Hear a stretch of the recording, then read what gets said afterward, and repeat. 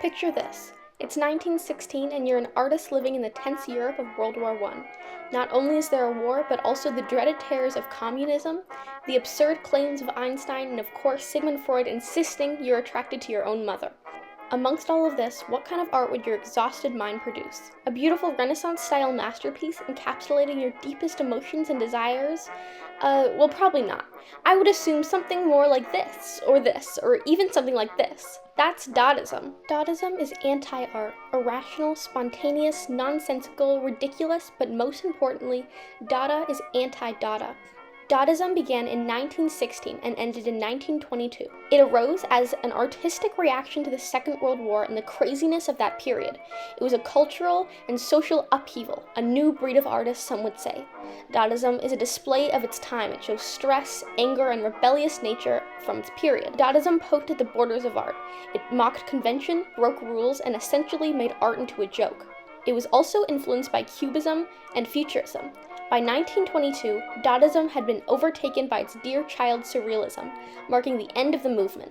Here's a quote that helps encapsulate the meaning of Dada. Dada was designed to be misunderstood. It defeats the expectations the world had for art and it promoted confusion. It was the representation of the exact opposite of art. Dada intended to be propagative, an insult in a way they rejected the logic and rationality of traditional art.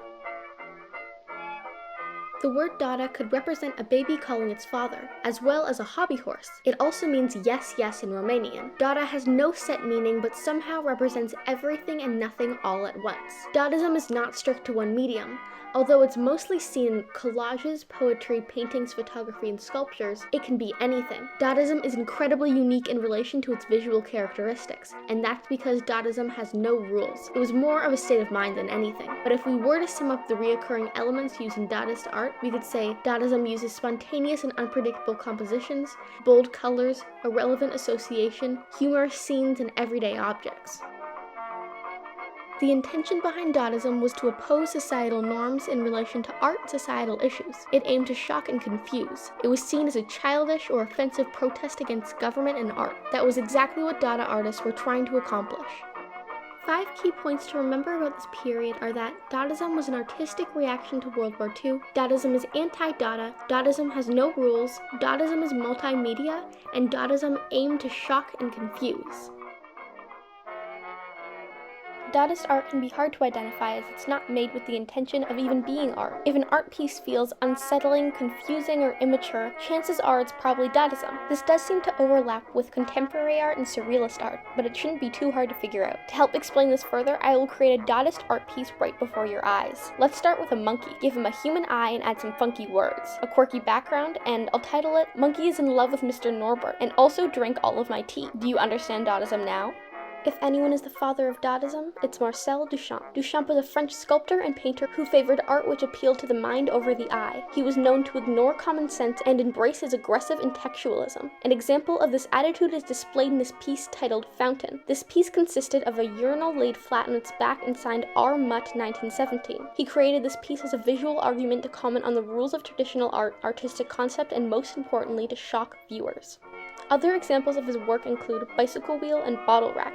All of these examples are examples of his use of everyday objects which he called ready-made. If Marcel Duchamp had been eaten by giant crabs as a child, I would refer to Tristan Tzara as the father of Dadaism. Tzara was a French-born Romanian poet who was recognized as the father of Dada by some but not all. He is recognized this way as he wrote the Dada Manifesto. Even though he's against manifestos? I write a manifesto and I want nothing. Yet I say certain things, and in principle I'm against manifestos. His poems reveal the anguish of his soul, as he explored mature subject matters and often humanized his language. His works would portray his political ideals with the intention of shocking viewers. In 1936, Tzara joined the Communist Party, which impacted his style of work. Some examples of his written Dada pieces are The First Heavenly Adventure, 25 poems, and 7 Dada manifestos. I will now be discussing Hugo Ball. Some, but not all, recognize Ball as the co-founder of Dadaism along with Tzara. Ball began his career as a performing artist in Germany.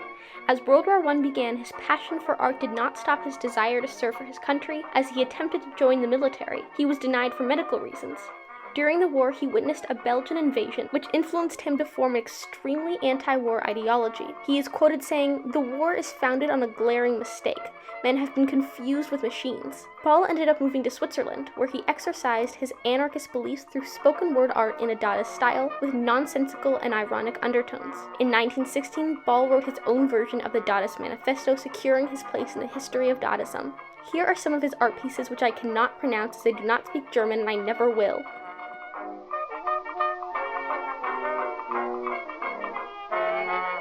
Another greatly prevalent artist from this period would be Hannah Hotch. Hotch was a German artist living from 1889 to 1978. Her art mostly consisted of paintings and collages. She is known for her photo montage work, which are collages which are pasted items of actual photographs or photographs taken from widely produced media. Throughout Hotch's life, she became quite critical of the German government.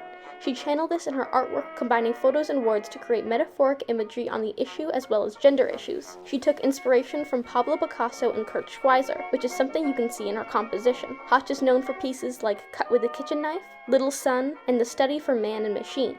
To check your comprehension, here are some questions to think about. What is the visual aspect of Dadaist art, and what media was used by Dadaist artists?